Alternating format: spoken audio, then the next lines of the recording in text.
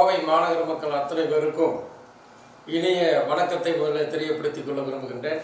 2006ஆம் ஆண்டு முதல் 2011ஆம் ஆண்டு வரை பார்த்தீங்கன்னா திமுகவுடைய ஆட்சி தமிழகத்தில் நடைபெற்று கொண்டிருந்த நேரத்தில் இந்த கோவை மாநகரத்தில் பல்வேறு திட்டங்களை எங்களது தமிழ்நாட்டுடைய முதலமைச்சராக அன்றைக்கு இருந்த முத்தமிழறிஞர் செம்மொழி காவலர் தலைவர் கலைஞர் அவர்களும் அன்றைய உள்ளாட்சித்துறை அமைச்சராகவும் துணை முதலமைச்சராகவும் இருந்த அன்பு தலைவர் தளபதி அவர்கள் பல்வேறு திட்டங்களை கோயம்புத்தூர் கொடுத்தாங்க.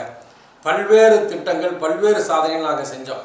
அன்றைக்கு தான் கோவையில் தொழில் வளத்தை பெருக்குவதற்காக பல்வேறு முதலீட்டாளர்கள் பல நாடுகளிலிருந்து இந்த கோவைக்கு முதலீடு செய்து தொழில் வளத்தை பெருக்க வேண்டும் என்பதற்காக கோயம்புத்தூரில் பார்த்தீங்கன்னா விமான நிலைய விரிவாக்கம் என்பது எல்லாருமே இருக்கக்கூடிய தொழிலதிபர்கள் அத்தனை பேருமே வலியுறுத்திட்டு வர்றாங்க.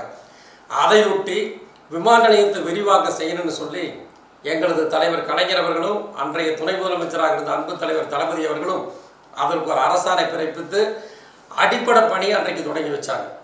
அன்றைய மாவட்ட ஆட்சித்தலைவராக இருந்த டாக்டர் உமாநாத் அந்த பணிகளுக்கு உண்டான அடிப்படை பணிகள் அன்றைக்கு தொடங்கினார்.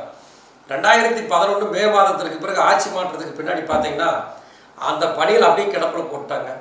2010ஆம் ஆண்டு திமுக ஆட்சியில் அறிவிக்கப்பட்ட விமான நிலைய விரிவாக்கம் என்பது இங்கே இருக்கக்கூடிய மக்களுக்கு ஒரு காணல் நீராகவே காட்சியளித்துக் கொண்டிருக்கிறது. நிலம் கையகப்படுத்தக்கூடிய அந்த மக்களுக்கு சரியான இழப்பீட்டு தொகை தரலைங்க. அவங்கள பல முறை மாவட்ட ஆட்சித்தலைவர் அலுவலகத்தில் பாருங்க வாங்க கூட்டம் போடுறோம் பேசி முடிக்கலான்னு சொல்லி கூப்பிடுறது. அந்த இடத்துக்கு சொந்தமானவங்களாம் போனாங்கன்னா அவங்கள ஏதோ அனாதைகள் மாதிரி முடிக்க விடுறாங்க. கையெழுத்து போட்டு கொடுத்துட்டு போங்க அப்படியெல்லாம் பல நிராகரிக்கப்பட்டு அவமானப்படுத்தப்பட்டு பார்த்தீங்கன்னா கிட்டத்தட்ட 10 வருஷம் ஆச்சுங்க. இன்னும் அந்த விமான நிலைய விரிவாக்கம் என்பது இன்னும் இந்த ஆட்சியாளர்களால் செய்யவே முடியலைங்க. இந்த நகரத்தில் தொழில் வளம் இன்றைக்கு குன்றி இருப்பதற்கும் அதே மாதிரி மிகப்பெரிய அளவில் தொழில்துறை பின்தங்கி இருப்பதற்கும் ஒரே காரணம் என்னன்னு கேட்டால் விமான நிலைய விரிவாக்கம் செஞ்சுருக்கணும். அதை செய்ய தவறிய 10 வருஷமாக ஒரு விமான நிலைய விரிவாக்கம் பண்ணுறதுக்கு இந்த ஆட்சி எந்த அளவுக்கு கவனக்குறைவாக தூங்கி வழிஞ்சிட்டு இருக்குதுங்கிறதுக்கு இது ஒன்றே காரணங்க. பல பேர் என்கிட்ட தொலைபேசியில் தொடர்பு கொண்டு பேசுகிறாங்க, நேரில் சொல்கிறாங்க. இதே எஸ்ஐஹெச்எஸ் காலனி எடுத்துங்க, என்ன பண்ணுறதுன்னு தெரியாமல் திக்கு தெரியாத காட்டில் இருக்கிற மாதிரி இருக்கிறாங்க. ஆகவே இந்த ஆட்சி கடந்த 10 ஆண்டு காலமாக விமான நிலைய விரிவாக்கம் என்ற அந்த திட்டத்தை கிடப்பிலே போட்டு இந்த நகரத்தினுடைய ஒட்டுமொத்த வளர்ச்சியை இந்த ஆட்சி கெடுத்து குட்டுச்சுவராக்கி இருக்கிறது என்பதை நாங்கள் குற்றம் சாட்டுகின்றோம்.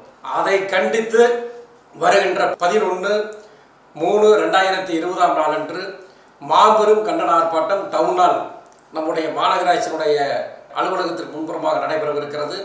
கோவை மாநகர் கிழக்கு மாவட்ட திராவிட முன்னேற்ற கழகத்தின் சார்பிலும் அதை போலவே கோவை மாநகர் மேற்கு மாவட்ட திராவிட முன்னேற்ற கழகத்தின் சார்பிலும் அனைவரும் அந்த ஆர்ப்பாட்டத்தில் பெரும் திரளாக பங்கேற்க வேண்டும் என்று அன்போடு கேட்டுக்கொள்கின்றோம்.